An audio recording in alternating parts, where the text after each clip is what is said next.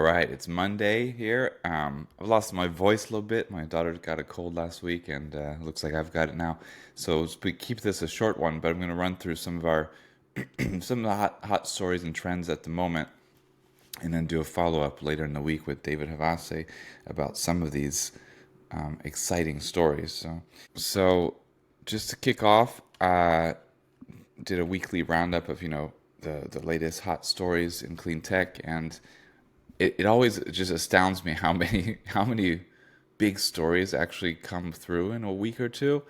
And I'm editing them, I'm writing them every day. But then when you look over a course of a week or 2 weeks, it's like, wow, this is a lot of stuff. So it's always hard to narrow them down, and it's impressive and exciting, uplifting to see how much is happening. One of the big stories is just how much solar power is booming worldwide.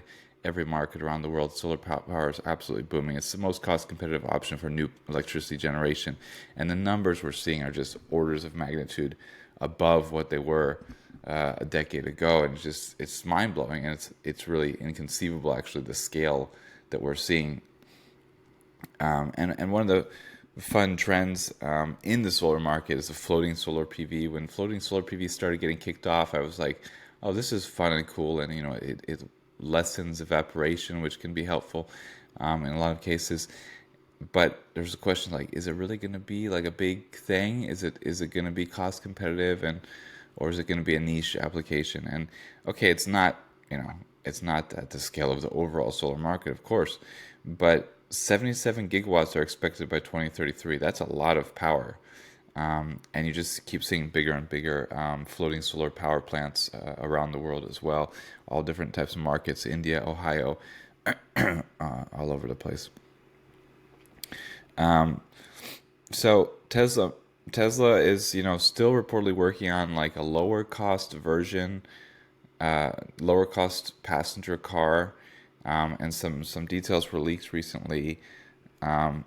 The thing is, the details and the discussion has been a little bit nebulous, a little bit vague and confusing, and sometimes counter, uh, sometimes different reporting.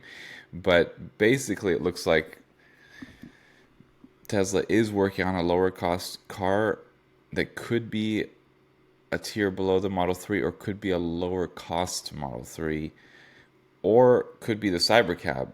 There's different ideas of what this could be, but discussions about it at a recent investor conference indicate that it should be $30,000 after federal tax rebate, which will probably go away in 2025. So that would make it like 37,500, which is not groundbreaking. It's about 5,000 less than the Tesla Model 3 currently. So it would be a step in the right direction, but it's not anywhere close to like the $20,000 Tesla that we were hoping for or talking about, or $25,000 one.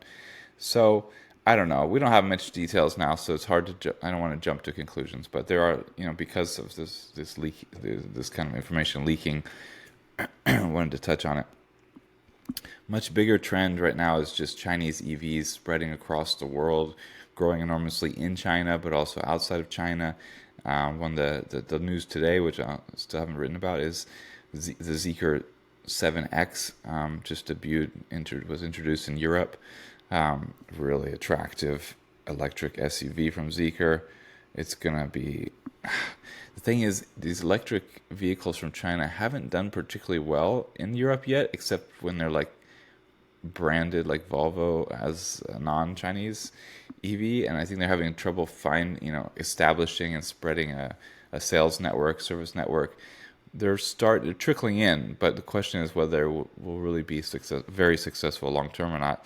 The Zeekr 7X is definitely one to watch, though I'm curious to see if this could be one of the first to really take off, because it's just got everything and it's going to be highly competitive. Another one that's just, my mind is like through the roof with Xiaomi, because it's as I've said before, is number two smartphone producer in the world. It immediately shot up. Go back here. It just immediately shot up in sales so rapidly at such good profit margin as well. So they expect 130,000 sales in their first 10 months. This is pretty wild. Like that is an introduction. Using, of course, their established sales network and just their big brand appeal, and of course designing wonderful EVs. The early investors in Xiaoping, Xpeng, so also got sort of a behind the scenes look at how to do it, I think. But the exciting news is that Xiaomi is already setting up doing a lot actually to get exports set up for Europe. So it's planning to enter Europe already very quickly next year. A lot of details here on what they're already setting up for exports into Europe. So again, this is sort of like the Zeekr, but maybe even more so. This is potentially a very, very big story. We'll see what it ends up how well it ends up doing in Europe. The one note on the downside I've seen is that it's not really Xiaomi's smartphones are not typically bought by the richest buyers. I think that's Apple. Apple takes those. So there's a question of like how much will Xiaomi phone users buy their EVs? I don't know. I think it's got a big brand name. I don't know enough about the demographics of either what they're targeting or who they sell to, but I think just on the design, the well-known name alone, and its ability to quickly set up a sales network could mean big things for even for Europe. BYD continues to expand into new markets. In this case, going into Peru. So yeah, I mean it's not the biggest market, but it's population of 35 million. It's just another market. Like week after week, it feels like BYD is entering new markets, especially targeting South America right now. It seems like, and we also have reports of Chinese EVs already getting warm welcome in Mexico. Just story after story of their expansion around the world. There's so many announcements, and sort of in similar vein, but this is a different issue. Just electric motorcycles just taking off in some places like Nairobi, Kenya, really becoming the best option for a lot of buyers, especially in this case taxi drivers, but delivery vehicles, and the net-to-V electric taxis. So just a lot of EV expansion that I think is sort of going under the radar because it's not maybe U.S. or European companies that get more press in the West here. But this is a great report from Ramirez, who really dives in, has all the original pictures. He's done so much on the ground reporting there. So it's a really fun story. I recommend checking out if you haven't seen it. A couple of few final wrap up stories just to tidy up. I love this new research on the lifespan of EV batteries, possibly exceeding expectations by 40%. Interesting notes there on like how the way they've been tested for lifespan hasn't been really accurate or adequate, and that in real life they're expected to last a lot longer. So great news on EV batteries. Got this solid state portable battery to test from Yoshino with solar panels, and recently tested it during Hurricane Helene. Hurricane Milton, and we have had a lot of hurricanes here in Florida recently. It's a really top quality battery. I love the battery. It's perfect size combo of like perfect trade off between size and weight and capacity. It's really just overall a wonderful package. I love the design, the aesthetics of it. I know it's a simple thing, but I absolutely love the aesthetics of the.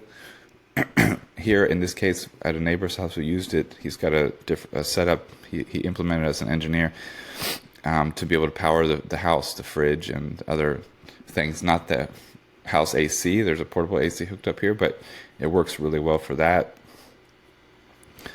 Really cool design on the solar panels. Everything about it I just love. So really do recommend, highly enjoy the Yoshino. In this case, a B4000. It's a California company, but using Japanese solid-state battery technology. Really, really fun stuff. And I had one more that I didn't open, but the vehicle to boat to grid. So electric boats used for vehicle to grid technology. Really fascinating. Like there's so many boats that sit docked a lot, and they don't even have to be used for like daily commutes and that kind of stuff. So it could be a really interesting, good market, especially in some countries or states where if you electrify the boats, the potential for vehicle to grid solutions is really high, really interesting. So that's a fun one. And this is one I'll get into more with David later in the week, but just a question of if we face an economic crisis during Trump or even just an auto industry crisis, what is that going to lead to? What will happen? Will there be bailouts? Will it be something Trump will just take advantage of to benefit himself while bailing them out? Will he just not care about them because they haven't supported him enough or something? Or because Elon Musk is on his side and is encouraging him to let them crash and burn? I don't know. It's really interesting.